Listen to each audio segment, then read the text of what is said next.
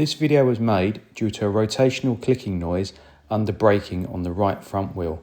Apparently it's quite common and it's caused by dirt, debris, rust between the surfaces.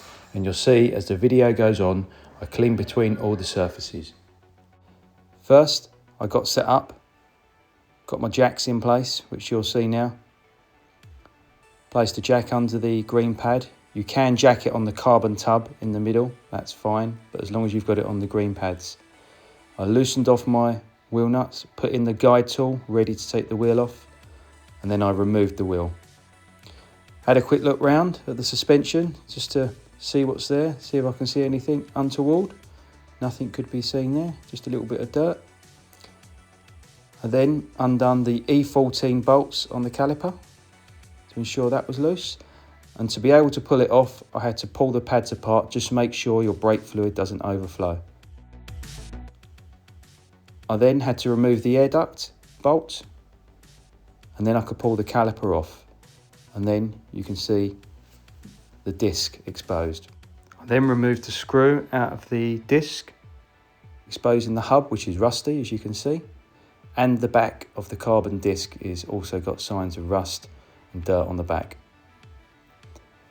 I then cleaned up the hub using some wire wool, as you see here, and that come up lovely. You can see it's pretty clean now. And I also done the back of the carbon disc, which has also come up very well.